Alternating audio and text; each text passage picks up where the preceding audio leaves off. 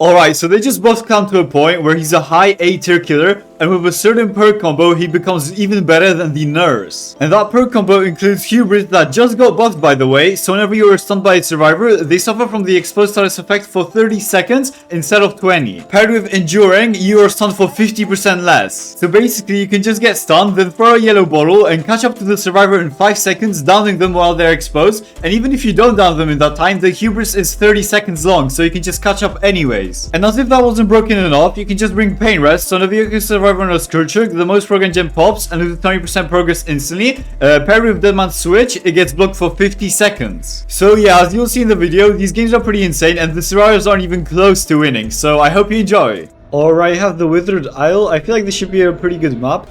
Also, yeah, this is the new map because I was wondering why was it so gray, and I finally know. So yeah, but I wanted to play this build before it gets nerfed or before Clown gets nerfed because first of all, Hubris is just like way too strong right now. 30 seconds of exposure is just too good. I will try to get her to stun me here. I was expecting her to throw the pallet, but she didn't.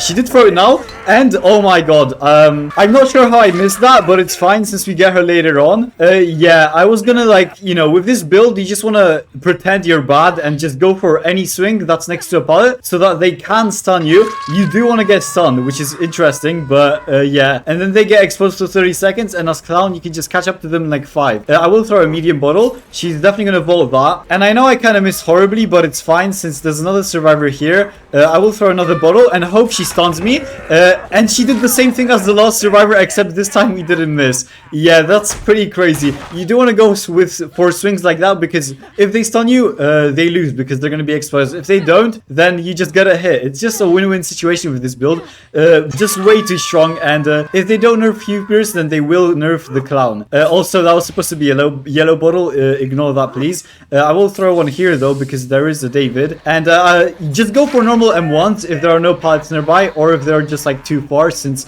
it just doesn't matter. You don't need to get the exposed down every single time. You just need to get it like once every while. I will go around like this, and this will be a down. So playing as Clown right now feels like playing on the, you know, autoplay or whatever. You don't really need to think or do anything, to be honest, since you can just throw a bottle, go around, and you get the down basically every single time. Let me just stick him here though, and I will reload since we only have one bottle left. There is another survivor here. This map is pretty cool. I like it since I can just find these survivors so easily. I won't be throwing any bottles yet since just like why if I can just get the M1. I will throw one here. Maybe we do get her, maybe we don't. Nah, she went out of the loop, which is smart.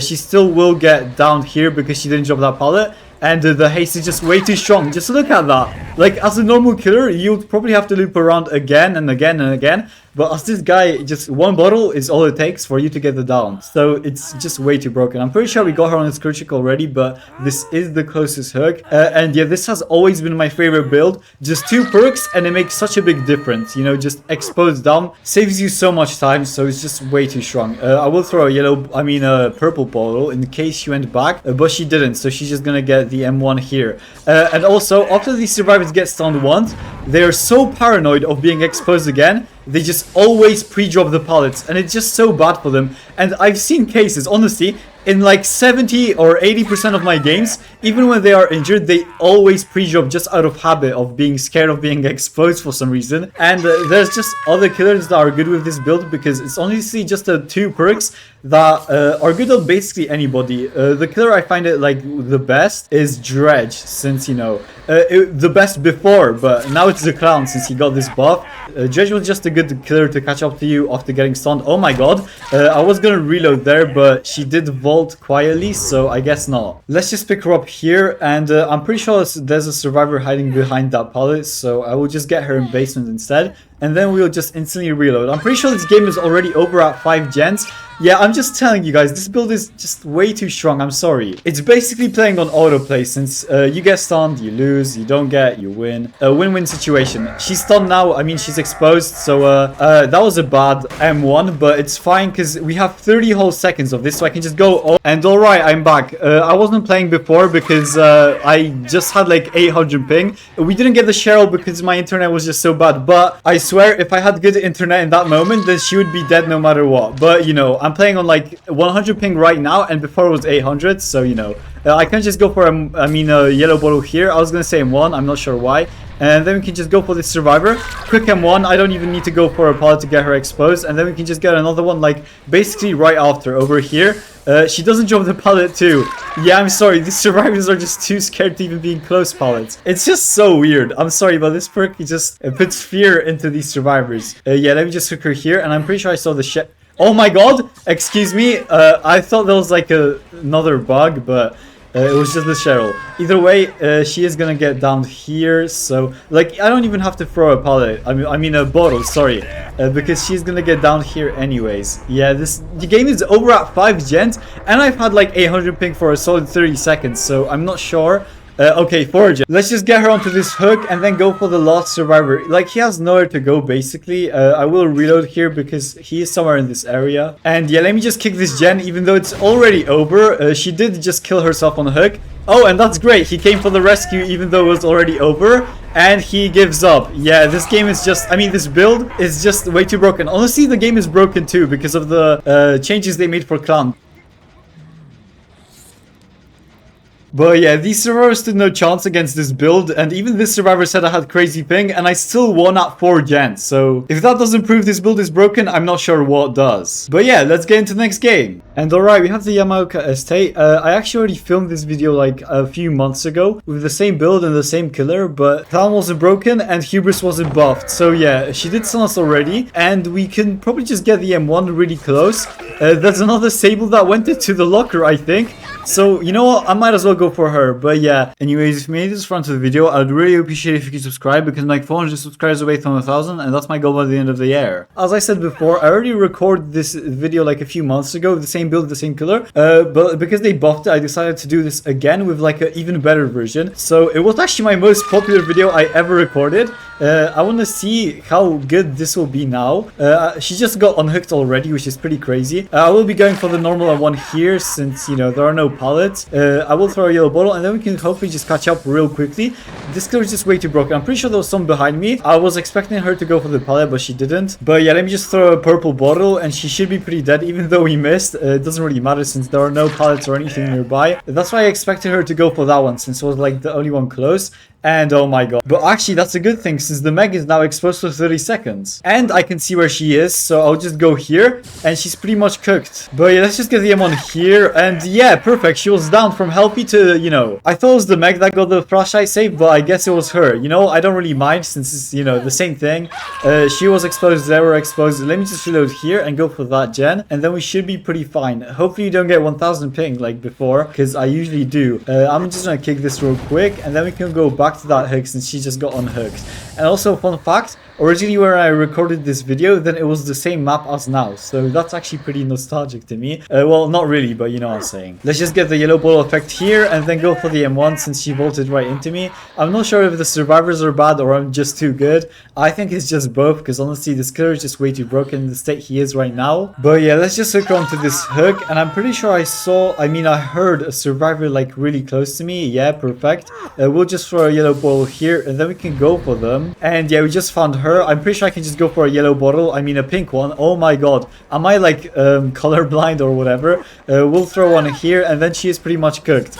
Oh my god, never mind, she had that heart. But we still should be fine, since, you know, I can just go for a yellow bottle here and go like this, pretend to go around, and then just get the... I'm sorry, what? I'm pretty sure I injured her there. Well, it doesn't really matter. I'm pretty sure we can just get her here, especially that she fakes the vault, which is pretty obvious. And yeah, we can just get her here. You know, that missed that didn't happen. And anyways, let's just get her onto a hook here. It is a Scourge too, so that will be perfect. Although I'm pretty sure we already hooked her on a Scourge, or we didn't. Oh my god, that was actually like the worst timing ever. We barely got that in like time.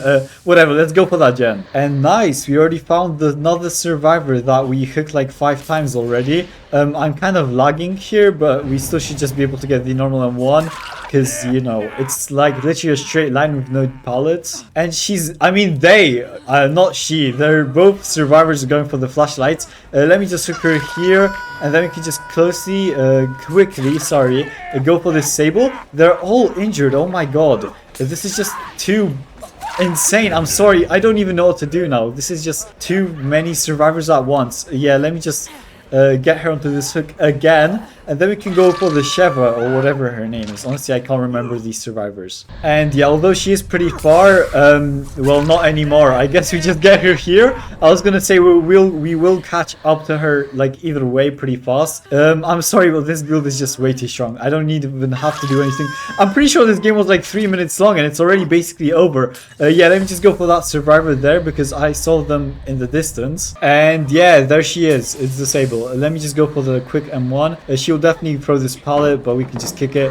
She's just, you know, done. There's nothing she can do. She's basically dead already. I'm pretty sure with this killer, every time you see a survivor, they're just dead. I will wait out in case she has the death card, and we can just hook her now. But yeah, playing against this killer is basically death threat unless you're basically brain dead, because if you are, then you don't know how to play as him. I've seen a lot of people just play as the clown since he's like really meta right now, but if you're an average killer, then you can just play as him and you'll basically win every match. Like, there's nothing the survivors can really do for them to win. I'm not sure what that bottle throw was, but it doesn't really matter at this point. These survivors are dead no matter what they do. I'm sorry, but it's just over when it starts. Here's the Sable. We'll just go for a quick M1, and I'm actually just gonna, you know what, I'm just gonna pick her up. I don't care about slugging. I'm pretty sure this is the broken, like the most broken build I've ever played on this channel, or just the most broken killer. I'm not sure which one of it is that, but to be honest, it might be both. But let's just go for the hatch. And nice, we found it, so let's just close it. The mech did have adrenaline though, so maybe it'll be hard to get her. And yeah, she was already working on this gate, but I'm not sure where she is though. Oh, we already found her. Let me just go for a yellow bottle, and we can just get the M1 here. She doesn't vault for some reason, so she's dead. I will go for a purple bottle here.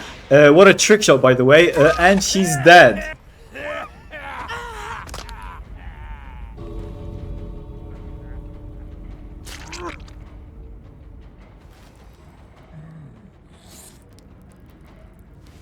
Yeah, these survivors weren't as good, but you get the point of the build. It's broken either way. Anyways, don't forget to subscribe, and I'll see you in the next video. Bye!